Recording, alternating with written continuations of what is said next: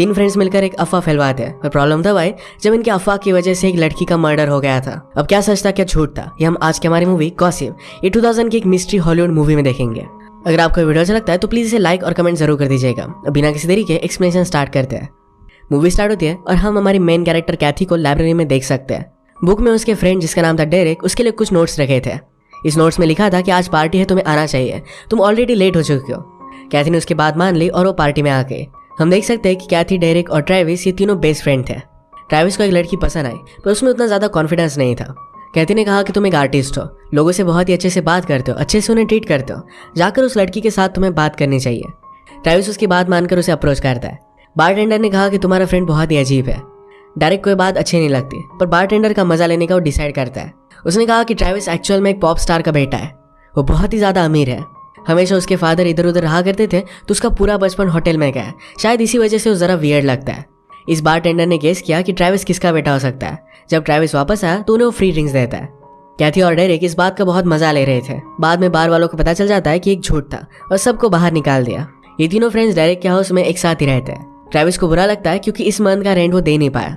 Direct उसे वैसे भी रेंट मांग नहीं रहा था। वो कहता है मेरे पास बहुत सारे पैसे हैं, मुझे ज़रूरत नहीं, इस वजह से तुम पे मत करना। ये तीनों कॉलेज में जर्नलिज्म पढ़ रहे थे।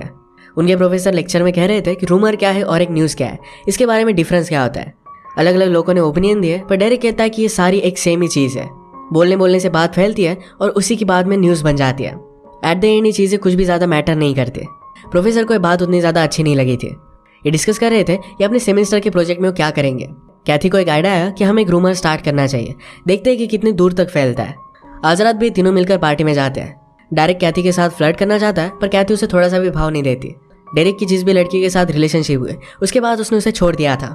कैथी उनमें से एक नहीं बनना चाहती थी। पार्टी में डेरेक को एक लड़की ने अप्रोच किया। उसने अपने क्लास में जो आंसर दिया था वो उसे बहुत ही अच्छा लगा था। कैथी बाहर फोटोज ले रही थी तो वहाँ पर एक बहुत ही अमीर लड़की अपने बॉयफ्रेंड के साथ आती है। इस लड़की का नाम था नेओमी। अंदर आने के बाद कैथी की फ्रेंड उसे कहती है कि मैंने सुना कि तुम और प्रोफेसर में कुछ ना कुछ तो चल रहा है। कैथी कहती कि ये सब बकवास है, तुमने किससे सुना। ये बात नेओमी ने कैथी के फ्रेंड को बताई थी तो उसे हेट करने लग गए। जिस लड़की ने डेरेक को अप्रोच किया था वो उसे किस कर रही थी। अचानक से डेरेक की नज़र नाओमी पर पड़ती है। उसे इस तरीके से देख रहा था जैसे उसे जानता हो। इसके बाद इंटीमेट होने के लिए डेरेक उस लड़की के साथ एक रूम में चला जाता है। अचानक से उस लड़की की तबीयत ज़रा खराब हो गई तो डेरेक उसे हेल्प करता है। उसने कुछ आवाज़ें सुनी तो वह नाओमी और उसका बॉयफ्रेंड था। नाओमी ड्रंक थी और उसका बॉयफ्रेंड उसके साथ इंटीमेट होने की कोशिश कर रहा था। वो उसे इसके लिए मना करती है। इनके बीच जो भी हुआ ये सारी चीज़ें डेरेक ने देख ली। नेओमी के बॉयफ्रेंड के चले जाने के बाद डेरेक उसे बहुत ही गुस्से से देख रहा था। पार्टी के बाद सब फ्रेंड्स मिले तो डेरेक कहता है कि हमें नेओमी के बारे में एक रूमर फैलानी चाहिए। वो कहता है कि हम लोगों को बताएंगे कि दोनों पार्टी में इंटीमेट हुए थे। ट्रेविस बहुत ही ज़्यादा ड्रंक हो गया था तो उसे उठाकर वो रूम तक लेकर आते हैं। डेरेक फिर से कैथी के साथ फ्लर्ट करता है। कैथी ने कहा कि हम दोनों के बीच में कुछ भी हो नहीं सकता। डेरेक कहता है कि इससे हमारी फ्रेंडशिप को कुछ भी फर्क नहीं पड़ेगा। ये दोनों किस करते हैं पर कैथी फिर उससे दूर चली जाती है। उसने कहा कि मुझे कुछ भी फील नहीं हुआ। अगले दिन ट्रेविस ने प्लान किया कि किस तरीके से इस अफवाह को फैलाने वाले हैं। कैथी को ये करना ज़रा गलत लग रहा था पर अपना माइंड चेंज कर लेती है। ये अफवाह स्टार्ट कर देते हैं और स्लोली ये फैलती गई। फाइनली लोग ये भी कहने लगे थे कि नाओमी 2-3 लोगों के साथ उस रूम में थी। इस तरीके से रूमर बनी। इस बात को लेकर ये सब बहुत हंसते हैं। ट्रेविस ने नाओमी के बहुत सारी फोटोज निकाली और एक वॉल पर उससे वो आर्ट बनाने लग जाता है। डेरेक देख कर कहता है कि बहुत ही अमेजिंग है। ट्रेविस खुद का कॉन्फिडेंस लो कर कहता है मैं इतना अमेजिंग हूँ पर फिर भी मैं अपना रेंट पे नहीं कर पाता। डेरेक कहता है कि जो भी बहुत ही इंटेलिजेंट आर्टिस्ट हैं उन सबको लगता था कि उनका आर्ट उतना अच्छा नहीं है, यही तो हमें यूनिक बनाता है। जब नाओमी की फ्रेंड्स उसके बारे में बात कर रही थी तो सुन लेती है। इस बात से वो बहुत ही अपसेट हो गए। अगले दिन वो अपने बॉयफ्रेंड को कैफे में लेकर आई। उससे पूछती है कि उस रात एक्चुअल में हुआ क्या था। बॉयफ्रेंड का नाम था बाओ और बाओ कहता है कि उस रात कुछ भी हुआ नहीं, तुम ड्रंक थी, सो गई और मैं वहाँ से चला गया, यही ट्रूथ है। नाओमी इस बात को नहीं मानती तो बाओ गुस्सा होकर वहाँ से चला जाता है। ये सारी चीज़ें कैथी देख रही थी। ये रूमर और भी फैल चुकी थी। ये जाकर सारे स्टूडेंट की इंटरव्यू लेते हैं। इनमें से बहुत सारे लोग कह रहे थे कि नाओमी अनकॉन्शियस हो गई थी, तभी बाओ ने उसका फ़ायदा उठाया। कैथी ज़रा सस्पिशियस हो गई। अगर ये सच है तो उसके बहुत ही बड़े कंसिक्वेंसेस हो सकते हैं। नाओमी और उसके फ्रेंड मिलकर डिस्कस कर रहे थे कि क्या ये सच हो सकता है। नाओमी को इसके बारे में कुछ भी आइडिया नहीं था। वो सोई हुई थी। अगर ऐसा कुछ हुआ होता तो शायद उसे पता चल जाता, पर फिर भी वो श्योर नहीं है। कैथी को वरीड देखकर ट्रेविस कहता है कि ये सिर्फ एक रूमर है, इससे कुछ भी ज़्यादा फर्क नहीं पड़ेगा। उसे क्या पता था कि अगले दिन नाओमी डायरेक्टली पुलिस के पास चली जाएगी। उसने अपना स्टेटमेंट दिया तो डिटेक्टिव कहती कि मुझे बहुत ही अच्छे से डिटेल दो। नेओमी 100% श्योर नहीं थी कि बाओ ने उसके साथ कुछ किया है भी या नहीं। बाओ को इन्वेस्टिगेशन के लिए लाया जाता है। वो कहता है कि मैंने कुछ भी नहीं किया। डायरेक्टर ने कहा कि तुम्हारे फ्रेंड्स तुमसे पूछ रहे थे, तुमने कुछ भी बताया नहीं था। बाव ने कहा कि उनकी इमेजिनेशन थी, जो उन्होंने कहा वो मैंने उन्हें इमेजिन करने दिया, पर मैंने कुछ भी किया नहीं था। कैथी को जब ये बात पता चली तो गुस्सा हो गई थी। वो कहती कि पुलिस अब इसमें इन्वॉल्व हो चुके हैं। वो डायरेक्ट से पूछते हैं कि क्या तुम 100% श्योर हो कि उस रात नाओमी और बाव के बीच में कुछ भी हुआ नहीं था। डायरेक्ट कहता है कि मैं 80% श्योर हूँ। कैथी समझ गई कि डायरेक्ट ने उनसे झूठ कहा है। डायरेक्ट कहता है कि जो भी हुआ इसमें हम इन्वॉल्व नहीं है, पुलिस जो करना होगा वो कर लेंगे। अगले दिन बाव नाओमी को सॉरी कहने के लिए आया। नाओमी की फ्रेंड उसे मिलने देने के लिए रोक रही थी तो बाव और उस फ्रेंड में ही झगड़ा हो जाता है। नाओमी और बाव के सैंपल्स लेकर उन पर टेस्ट हुए थे, जिनमें कुछ भी कंक्लूजन आया नहीं था। नाओमी के पेरेंट्स बहुत ही रिच और इन्फ्लुएंशियल थे, तो इस वजह से पुलिस पर भी प्रेशर आ रहा था। पुलिस फिर से जाकर बाव को अरेस्ट कर लेते हैं। रात में कैथी नाओमी को मिलने के लिए आई। कैथी उससे पूछती कि पार्टी में जो भी हुआ था क्या इस बात को लेकर तुम श्योर हो। नाओमी कहती कि तुम इस तरीके से यहाँ कैसे आए, तुम तो पहले मुझसे कभी भी बात नहीं करती थी। कैथी ने कहा कि तुमने मेरे बारे में एक रूमर फैलाई थी। नाओमी कहती कि ऐसा कुछ भी नहीं था। दोनों की मिसअंडरस्टैंडिंग खत्म हो गई तो ये बातें करने लग जाती है। नाओमी किस सिटी से है इसके बारे में कैथी को जब पता चला तो उसने कहा कि डेरेक भी वहीं से है। डेरेक का नाम सुनकर नाओमी बहुत ही ज्यादा डिस्टर्ब हो गई। वो कैथी को रूम से बाहर निकाल देती है। घर आकर कैथी ने डेरेक को कन्फ्रंट किया। वो कहती है कि तुम और नाओमी एक ही स्कूल में थे और तुम उसे जानते भी नहीं, इस तरीके से क्यों प्रिटेंड कर रहे हो। डेरेक ने कहा कि मैं एक्चुअल में उसे नहीं जानता था। कैथी कहती को तुम्हारा नाम सुनकर डिस्टर्ब हो गई थी, ऐसा क्यों हुआ। डेरेक ने कहा कि मुझे बहुत सारी लड़कियां लाइक करती थी। नाओमी ने इस तरीके से बिहेव क्यों किया इसके बारे में मुझे नहीं पता। वो उसके करीब आ गया और कहता है कि मैं तुमसे कभी भी झूठ नहीं कहूंगा। ये दोनों फिर किस करते हैं और इंटीमेट हो गए। सुबह होने पर भी नाओमी की बात कैथी के माइंड से जा नहीं रही थी। वो डायरेक्टली उसकी सिटी में आ गए।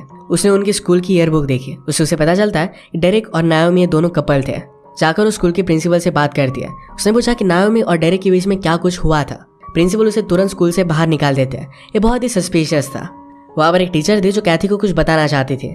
बाहर आने के बाद कैथी ने उसे इंसिस्ट किया तो बताती कि रिच लोग उन्हें जो भी लगता है वो कर डालते हैं और बाद में उन्हें कुछ भी कॉन्सिक्वेंसेस भुगतने नहीं पड़ते। टीचर ने उसे बता दिया कि डेरेक ने नाओमी को जबरदस्ती की थी। डेरेक ने कैथी को झूठ बोला। इस बात से वो बहुत ही गुस्सा हो गए और उसे कन्फ्रंट कर दिया। डेरेक कहता है कि मैं और नाओमी एक दूसरे से बहुत प्यार करते थे। एक रात हम करीब आ गए और इंटीमेट हो गए। उसके बाद सुबह नाओमी ने सबसे कहा कि मैंने उसे जबरदस्ती की थी। वो एक छोटी बच्ची की तरह बिहेव कर रही थी। डेरेक कहता है कि नाओमी ने मेरी पूरी रेपुटेशन खराब कर दी। मेरे पेरेंट्स भी मुझसे बात नहीं करते। डेरेक ने नाओमी के खिलाफ जो रूमर फैलाए ये सिर्फ उसे एक बदला लेने का एक वे था। अगले दिन कैथी ने जाकर डिटेक्टिव से बात की। उसे सब कुछ सच सच बता दिया, पर डिटेक्टिव उसकी बात नहीं मानती। डिटेक्टिव को डायरेक्ट ने ऑलरेडी बताया था कैथी और बाव के बीच में रिलेशनशिप है, तो इस वजह से उसकी कोई भी बात वो मानने के लिए रेडी नहीं थी। इसके बाद कैथी ट्रैविस के पास आ गई। कहती है हमें सब कुछ सच सच बता देना चाहिए। ट्रैविस कहता है कि डेरेक हमेशा मुझे बहुत ही हेल्प करता है, उसके खिलाफ वो नहीं जा सकता। कैथी घर आकर बहुत ही अपसेट थी। वो रो रही थी पर डेरेक उसे मना लेता है। वो रात में अब नाओमी से मिलने के लिए जा रहा था, पर रास्ते में उसे बाव देखा। ये रूमर फैलाने की वजह से बाव उस पर बहुत ही ज्यादा गुस्सा था। उसे वो बहुत मारता है। डेरेक उसे कहता है कि नाओमी एक पागल लड़की है, उसने जो मेरे साथ किया यही चीज उसने तुम्हारे साथ भी की है। बाव उसकी बात मान नहीं रहा था तो उसे वो बहुत मारता है। उसके बाद वो नाओमी के पास पहुंच गया। डेरेक ने कहा कि तुम्हारे एक झूठ ने मेरी पूरी लाइफ बर्बाद कर दी, तो मैंने तुमसे बदला लिया। उस रात तुम्हारे और बाव के बीच में कुछ भी हुआ नहीं था, पर मुझे पता था कि अगर मैंने अफवाह फैला दी तुम्हारा घटिया दिमाग तुमसे फिर से कहेगा कि बाव ने तुम्हारे साथ जबरदस्ती की थी और तुमने वही किया। गुस्सा होकर नाओमी उसे मारने लग जाती है तो फिर से डेरेक उसे जबरदस्ती करने लग गया। उसे रूम से बाहर निकाल देती है। घर आकर डेरेक कैथी से कहता है कि मैंने उसे सब कुछ सच सच बता दिया है।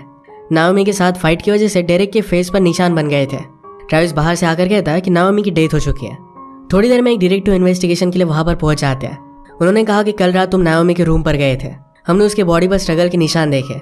ये कोई सुसाइड नहीं थी तो उसका किसी ने मर्डर किया है। डेरेक के फेस के निशान के बारे में डिटेक्टिव ने उससे पूछा। वो कहता है कि मेरे बाव के साथ फाइट हुई थी, इससे वो निशान आए हुए हैं। डिटेक्टिव इसके बाद चले जाते हैं और डेरेक डिस्टर्ब होकर नाओमी के घर पर चला गया। वहाँ पर बहुत सारे पुलिस इन्वेस्टिगेशन कर रहे थे। वो घर पर आया तो कहती कि हमें सच सच बताओ कि उस रात हुआ क्या। डेरेक कहता है कि मैंने उसका मर्डर नहीं किया, हमारे बीच में कुछ स्ट्रगल हुआ था, तो शायद इस वजह से पुलिस को लग सकता है कि मैंने उसका मर्डर किया, पर ऐसा कुछ भी नहीं हुआ। वो ट्रेविस से कहता है कि तुम पुलिस को बता देना कि उस रात में तुम्हारे साथ ही था। उसने कहती की फोटो उसे दे दी और कहता है कि तुम्हारे रूम में जाकर रखा। अगले दिन डेरेक जब क्लास से वापस आता है तो उसके घर में पुलिस थे। वो कहते हैं कि तुम्हारे खिलाफ हमारे पास बहुत सारे सबूत है। जो फोटो डेरेक ने ट्रेविस को दी थी, ये फोटो ट्रेविस ने फिर से डेरेक के रूम में रख दी थी क्योंकि इसमें वो शामिल नहीं हो सकता। डेरेक पुलिस को ट्रेविस का प्रोजेक्ट दिखाता है। कहता है यहाँ पर सारी जगह नाओमी की फोटो लगी हुई है, उससे ऑब्सेस्ड है और सब कुछ उसने ही किया है। पुलिस ने कहा कि मैं तुम्हारे हेयर्स लेकर जा रहा हूँ, मुझे पता है कि तुमने ही मर्डर किया है। ये डीएनए मैच कर जाएगा और उसके बाद मैं तुम्हें अरेस्ट कर लूंगा। इस सब से डेरेक डर गया। रात में वहां से भागने लग गया। ट्रेविस को पता चल गया था कि डेरेक ने उसे फ्रेम करने की कोशिश की। वो गन बाय कर लेता है और डेरेक पर लगाता है। उसने कहा कि तुम इस तरीके से भाग नहीं सकते, तुमने जो भी किया इसकी सजा तुम्हें होनी ही चाहिए। कैथी यहाँ पर पहुंची और उन्हें समझाने की कोशिश करती है, पर डेरेक और ट्रेविस में फाइट हो गई। एक्सीडेंटली गोली चल गई और ये कैथी को लग जाती है। ट्रेविस पुलिस को कॉल करता है। डेरेक ने उसे समझाने की कोशिश की कि हमें पुलिस को क्या बताना है, ये हमारी स्टोरी हमें स्ट्रेट करनी चाहिए, हम इन सब से बच सकते हैं। ट्रेविस इस बात को मान नहीं रहा था। डेरेक डिस्टर्ब हो गया। वो कहता है कि मैं मर्डरर नहीं हूँ, मैंने नाओमी के साथ जबरदस्ती की थी, पर मैं मर्डरर हूँ नहीं। नाओमी ये सब डिजर्व करती है। उसने जब ये सब बात बोली तो सारे पुलिस वहां पर पहुंच गए। ऊपर से नाओमी नीचे आती है, वो अब भी जिंदा थी। डेरेक से सच बुलवाने के लिए ये सब लोगों ने मिलकर प्लान किया था। सचमुच में डेरेक ने नाओमी के साथ जबरदस्ती की थी और ये बात अब सबको पता चल गई। उनके पास प्रूफ भी था। अब इसके बाद डेरेक को जेल हो जाएगी। डेरेक खुद को बचाने के लिए किसी को भी फ्रेम करने के लिए रेडी था, पर इसकी सजा उसे भुगतनी पड़ी। अगर आपको एक्सप्लेनेशन अच्छा लगता है तो प्लीज़ से लाइक और कमेंट जरूर कर दीजिएगा। मैं बहुत सारी मूवीज लेकर आते रहता हूँ, तो प्लीज़ चैनल को सब्सक्राइब कर दीजिए और बेल नोटिफिकेशन आइकन दबाना मत भूलिएगा। हम फिर से मिलेंगे और एक नई मूवी के साथ। तब तक के लिए थैंक यू और आप अपने आप का ख्याल रखिए। 3 फ्रेंड्स मिलकर एक अफवाह फैलवाते हैं, पर प्रॉब्लम तब आई जब इनकी अफवाह की वजह से एक लड़की का मर्डर हो गया था। अब क्या सच था क्या झूठ था, ये हम आज की हमारी मूवी गॉसिप, ये 2000 की एक मिस्ट्री हॉलीवुड मूवी में देखेंगे। अगर आपको वीडियो अच्छा लगता है तो प्लीज़ इसे लाइक और कमेंट जरूर कर दीजिएगा। बिना किसी देरी के एक्सप्लेनेशन स्टार्ट करते हैं। मूवी स्टार्ट होती है और हम हमारी मेन कैरेक्टर कैथी को लाइब्रेरी में देख सकते हैं। बुक में उसके फ्रेंड जिसका नाम था डेरेक, उसके लिए कुछ नोट्स रखे थे। इस नोट्स में लिखा था कि आज पार्टी है, तुम्हें आना चाहिए, तुम ऑलरेडी लेट हो चुके हो। कैथी ने उसकी बात मान ली और वो पार्टी में आ गई। हम देख सकते हैं कि कैथी, डेरेक और ट्रेविस ये तीनों बेस्ट फ्रेंड थे। ट्रेविस को एक लड़की पसंद आई, पर उसमें उतना ज़्यादा कॉन्फिडेंस नहीं था। कैथी ने कहा कि तुम एक आर्टिस्ट हो, लोगों से बहुत ही अच्छे से बात करते हो, अच्छे से उन्हें ट्रीट करते हो, जाकर उस लड़की के साथ तुम्हें बात करनी चाहिए। ट्रेविस उसकी बात मानकर उसे अप्रोच करता है। बारटेंडर ने कहा कि तुम्हारा फ्रेंड बहुत ही अजीब है।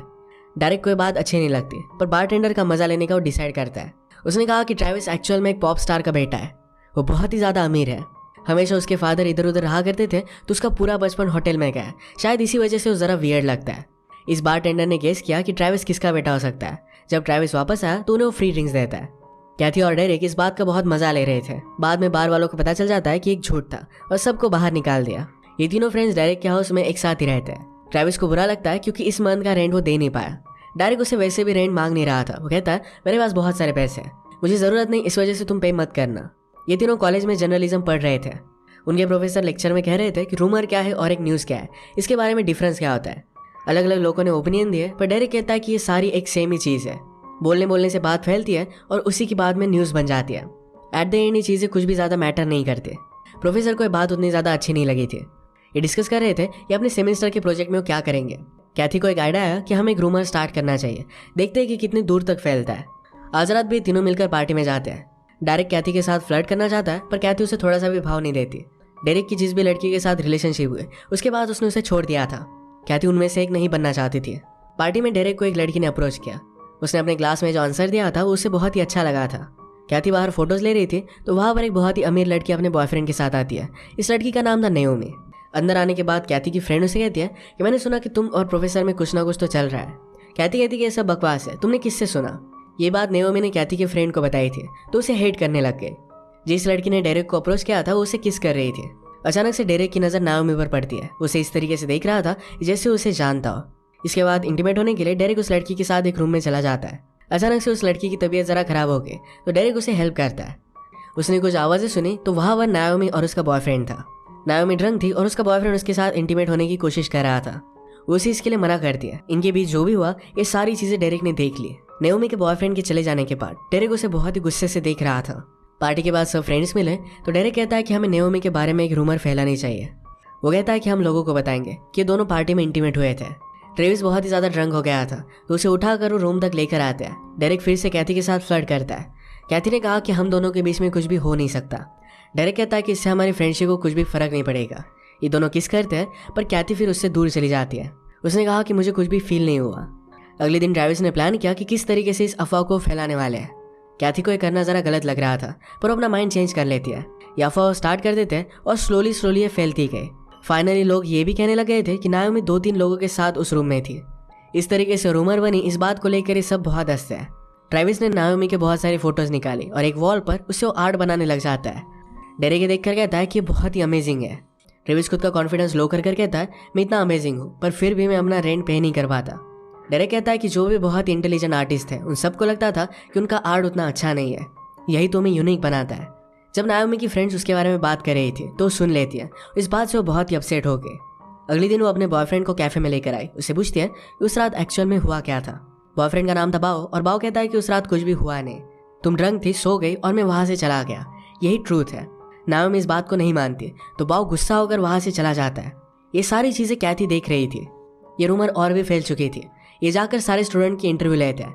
इनमें से बहुत सारे लोग कह रहे थे नाओमी अनकॉन्शियस हो गई थी, तभी बाओ ने उसका फायदा उठाया। कैथी जरा सस्पिशियस हो गई। अगर ये सच है तो इसके बहुत ही बड़े कंसिक्वेंसेस हो सकते हैं। नाओमी और उसके फ्रेंड मिलकर डिस्कस कर रहे थे कि क्या ये सच हो सकता है। नाओमी को इसके बारे में कुछ भी आइडिया नहीं था। वो सोई हुई थी। अगर ऐसा कुछ हुआ होता तो शायद उसे पता चल जाता, पर फिर भी वो श्योर नहीं है। कैथी को वरीड देखकर ट्रैविस कहता है कि ये सिर्फ एक रूमर है, इससे कुछ भी ज्यादा फर्क नहीं पड़ेगा। उसे क्या पता था कि अगले दिन नाओमी डायरेक्टली पुलिस के पास चली जाएगी। उसने अपना स्टेटमेंट दिया तो डिटेक्टिव कहती कि मुझे बहुत ही अच्छे से डिटेल दो। नाओमी 100% श्योर नहीं थी कि बाओ ने उसके साथ कुछ किया है भी या नहीं। बाओ को इन्वेस्टिगेशन के लिए लाया जाता है। वो कहता है कि मैंने कुछ भी नहीं किया। डिटेक्टिव ने कहा कि तुम्हारे फ्रेंड्स तुमसे पूछ रहे थे, तुमने कुछ भी बताया नहीं था। बाओ ने कहा कि उनकी इमेजिनेशन थी, जो उन्होंने कहा वो मैंने उन्हें इमेजिन करने दिया, पर मैंने कुछ भी किया नहीं था। कैथी को जब ये बात पता चली तो गुस्सा हो गई थी। वो कहती कि पुलिस अब इसमें इन्वॉल्व हो चुके हैं। वो डेरिक से पूछते हैं कि क्या तुम 100% श्योर हो कि उस रात नाओमी और बाओ के बीच में कुछ भी हुआ नहीं था। डेरिक कहता है कि मैं 80% श्योर हूँ। कैथी समझ गई कि डेरिक ने उनसे झूठ कहा है। डेरिक कहता है कि जो भी हुआ इसमें हम इन्वॉल्व नहीं है, पुलिस जो करना होगा वो कर लेंगे। अगले दिन बाओ नाओमी को सॉरी कहने के लिए आया। नाओमी की फ्रेंड उसे मिलने देने के लिए रोक रही थी तो बाओ और उस फ्रेंड में ही झगड़ा हो जाता है। नाओमी और बाओ के सैंपल्स लेकर उन पर टेस्ट हुए थे, जिनमें कुछ भी कंक्लूजन आया नहीं था। नाओमी के पेरेंट्स बहुत ही रिच और इन्फ्लुएंशियल थे, तो इस वजह से पुलिस पर भी प्रेशर आ रहा था। पुलिस फिर से जाकर बाओ को अरेस्ट कर लेते हैं। रात में कैथी नाओमी को मिलने के लिए आई। कैथी उससे पूछती कि पार्टी में जो भी हुआ था क्या इस बात को लेकर तुम श्योर हो। नाओमी कहती कि तुम इस तरीके से यहाँ कैसे आए, तुम तो पहले मुझसे कभी भी बात नहीं करती थी। कैथी ने कहा कि तुमने मेरे बारे में एक रूमर फैलाई थी। नाओमी कहती कि ऐसा कुछ भी नहीं था। दोनों की मिसअंडरस्टैंडिंग खत्म हो गई तो ये बातें करने लग जाती है। नाओमी की सिटी से है, इसके बारे में कैथी को जब पता चला तो उसने कहा कि डेरिक भी वहीं से है। डेरिक का नाम सुनकर नाओमी बहुत ही ज्यादा डिस्टर्ब हो गई। वो कैथी को रूम से बाहर निकाल देती है। घर आकर कैथी ने डेरिक को कन्फर्म किया। वो कहती है कि तुम और नाओमी एक ही स्कूल में थे और तुम उसे जानते भी नहीं, इस तरीके से क्यों प्रिटेंड कर रहे हो। डेरिक ने कहा कि मैं एक्चुअल में उसे नहीं जानता था। कैथी कहती कि तुम्हारा नाम सुनकर डिस्टर्ब हो गई थी, ऐसा क्यों हुआ। डेरिक ने कहा कि मुझे बहुत सारी लड़कियां लाइक करती थी। नाओमी ने इस तरीके से बिहेव क्यों किया इसके बारे में मुझे नहीं पता। वो उसके करीब आ गया और कहता है कि मैं तुमसे कभी भी झूठ नहीं कहूंगा। ये दोनों फिर किस करते हैं और इंटीमेट हो गए। सुबह होने पर भी नाओमी की बात कैथी के माइंड से जा नहीं रही थी। वो डायरेक्टली उसकी सिटी में आ गए। उसने उनकी स्कूल की ईयरबुक देखी। उसे पता चलता है कि डेरिक और नाओमी ये दोनों कपल थे। जाकर उस स्कूल के प्रिंसिपल से बात करती है। उसने पूछा कि नाओमी और डेरिक के बीच में क्या कुछ हुआ था। प्रिंसिपल उसे तुरंत स्कूल से बाहर निकाल देते हैं। ये बहुत ही सस्पिशियस था। वहाँ पर एक टीचर थी जो कैथी को कुछ बताना चाहती थी। बाहर आने के बाद कैथी ने उसे इंसिस्ट किया तो बताती कि रिच लोग उन्हें जो भी लगता है वो कर डालते हैं और बाद में उन्हें कुछ भी कॉन्सिक्वेंसेस भुगतने नहीं पड़ते। टीचर ने उसे बता दिया कि डेरिक ने नाओमी को जबरदस्ती की थी। डेरिक ने कैथी को झूठ बोला। इस बात से वो बहुत ही गुस्सा हो गए और उसे कन्फ्रंट कर दिया। डेरिक कहता है कि मैं और नाओमी एक दूसरे से बहुत प्यार करते थे। एक रात हम करीब आ गए और इंटीमेट हो गए। उसके बाद सुबह नाओमी ने सबसे कहा कि मैंने उसे जबरदस्ती की थी। वो एक छोटी बच्ची की तरह बिहेव कर रही थी। डेरिक कहता है कि नाओमी ने मेरी पूरी रेपुटेशन खराब कर दी। मेरे पेरेंट्स भी मुझसे बात नहीं करते। डेरिक ने नाओमी के खिलाफ जो रूमर फैलाई ये सिर्फ उसे एक बदला लेने का एक वे था। अगले दिन कैथी ने जाकर डिटेक्टिव से बात की। उसे सब कुछ सच सच बता दिया, पर डिटेक्टिव उसकी बात नहीं मानती। डिटेक्टिव को डेरिक ने ऑलरेडी बताया था कैथी और बाओ के बीच में रिलेशनशिप है, तो इस वजह से उसकी कोई भी बात वो मानने के लिए रेडी नहीं थी। इसके बाद कैथी ट्रैविस के पास आ गई। कहती है हमें सब कुछ सच सच बता देना चाहिए। ट्रैविस कहता है कि डेरिक हमेशा मुझे बहुत ही हेल्प करता है, उसके खिलाफ वो नहीं जा सकता। कैथी घर आकर बहुत ही अपसेट थी। वो रो रही थी पर डेरिक उसे मना लेता है। वो रात में अब नाओमी से मिलने के लिए जा रहा था, पर रास्ते में उसे बाओ देखा। ये रूमर फैलाने की वजह से बाओ उस पर बहुत ही ज्यादा गुस्सा था। उसे बहुत मारता है। डेरिक उसे कहता है कि नाओमी एक पागल लड़की है, उसने जो मेरे साथ किया यही चीज उसने तुम्हारे साथ भी की है। बाओ उसकी बात मान नहीं रहा था तो उसे वो बहुत मारता है। उसके बाद वो नाओमी के पास पहुंच गया। डेरिक ने कहा कि तुम्हारे एक झूठ ने मेरी पूरी लाइफ बर्बाद कर दी, तो मैंने तुमसे बदला लिया। उस रात तुम्हारे और बाओ के बीच में कुछ भी हुआ नहीं था, पर मुझे पता था कि अगर मैंने अफवाह फैलाती तुम्हारा घटिया दिमाग तुमसे फिर से कहेगा कि बाओ ने तुम्हारे साथ जबरदस्ती की थी, और तुमने वही किया। गुस्सा होकर नाओमी उसे मारने लग जाती है तो फिर से डेरिक उसे जबरदस्ती करने लग गया। उसे रूम से बाहर निकाल देती है। घर आकर डेरिक कैथी से कहता है कि मैंने उसे सब कुछ सच सच बता दिया है। नाओमी के साथ फाइट की वजह से डेरिक के फेस पर निशान बन गए थे। ट्रैविस बाहर से आकर कहता है कि नाओमी की डेथ हो चुकी है। थोड़ी देर में एक डिटेक्टिव इन्वेस्टिगेशन के लिए वहां पर पहुंच जाते हैं। उन्होंने कहा कि कल रात तुम नाओमी के रूम पर गए थे, हमने उसके बॉडी पर स्ट्रगल के निशान देखे। ये कोई सुसाइड नहीं थी तो उसका किसी ने मर्डर किया है। डेरिक के फेस के निशान के बारे में डिटेक्टिव ने उससे पूछा। वो कहता है कि मेरे बाओ के साथ फाइट हुई थी, इससे वो निशान आए हुए हैं। डिटेक्टिव इसके बाद चले जाते हैं और डेरेक डिस्टर्ब होकर नाओमी के घर पर चला गया। वहाँ पर बहुत सारे पुलिस इन्वेस्टिगेशन कर रहे थे। वो घर पर आया तो कहती कि हमें सच सच बताओ कि उस रात हुआ क्या। डेरेक कहता है कि मैंने उसका मर्डर नहीं किया, हमारे बीच में कुछ स्ट्रगल हुआ था, तो शायद इस वजह से पुलिस को लग सकता है कि मैंने उसका मर्डर किया, पर ऐसा कुछ भी नहीं हुआ। वो ट्रेविस से कहता है कि तुम पुलिस को बता देना कि उस रात मैं तुम्हारे साथ ही था। उसने कहती कि फोटो उसे दे दी और कहता है कि तुम्हारे रूम में जाकर रखा। अगले दिन डेरेक जब क्लास से वापस आता है तो उसके घर में पुलिस थे। वो कहते हैं कि तुम्हारे खिलाफ हमारे पास बहुत सारे सबूत है। जो फोटो डेरेक ने ट्रेविस को दी थी, ये फोटो ट्रेविस ने फिर से डेरेक के रूम में रख दी थी क्योंकि इसमें वो शामिल नहीं हो सकता। डेरेक पुलिस को ट्रेविस का प्रोजेक्ट दिखाता है, कहता है यहाँ पर सारी जगह नाओमी की फोटो लगी हुई है, उससे ऑब्सेस्ड है और सब कुछ उसने ही किया है। पुलिस ने कहा कि मैं तुम्हारे हेयर्स लेकर जा रहा हूँ, मुझे पता है कि तुमने ही मर्डर किया है, ये डीएनए मैच कर जाएगा और उसके बाद मैं तुम्हें अरेस्ट कर लूंगा। इस सब से डेरेक डर गया। रात में वहां से भागने लग गया। ट्रेविस को पता चल गया था कि डेरेक ने उसे फ्रेम करने की कोशिश की। वो गन बाय कर लेता है और डेरेक पर लगाता है। उसने कहा कि तुम इस तरीके से भाग नहीं सकते, तुमने जो भी किया इसकी सजा तुम्हें होनी ही चाहिए। कैथी यहाँ पर पहुंची और उन्हें समझाने की कोशिश करती है, पर डेरेक और ट्रेविस में फाइट हो गई। एक्सीडेंटली गोली चल गई और ये कैथी को लग जाती है। ट्रेविस पुलिस को कॉल करता है। डेरेक ने उसे समझाने की कोशिश की कि हमें पुलिस को क्या बताना है, ये हमारी स्टोरी हमें स्ट्रेट करनी चाहिए, हम इन सब से बच सकते हैं। ट्रेविस इस बात को मान नहीं रहा था।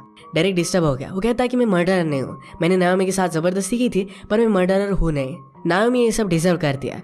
उसने जब ये सब बात बोली तो सारे पुलिस वहां पर पहुंच गए। ऊपर से नाओमी नीचे आती है, वो अब भी जिंदा थी। डेरेक से सच बुलवाने के लिए ये सब लोगों ने मिलकर प्लान किया था। सचमुच में डेरेक ने नाओमी के साथ जबरदस्ती की थी और ये बात अब सबको पता चल गई। उनके पास प्रूफ भी था। अब इसके बाद डेरेक को जेल हो जाएगी। डेरेक खुद को बचाने के लिए किसी को भी फ्रेम करने के लिए रेडी था, पर इसकी सजा उसे भुगतनी पड़ी। अगर आपको एक्सप्लेनेशन अच्छा लगता है तो प्लीज़ इसे लाइक और कमेंट जरूर कर दीजिएगा।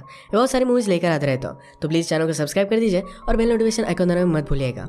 हम फिर से मिलेंगे और एक नई मूवी के साथ। तब तक के लिए थैंक यू और आप अपने आप का ख्याल रखिए।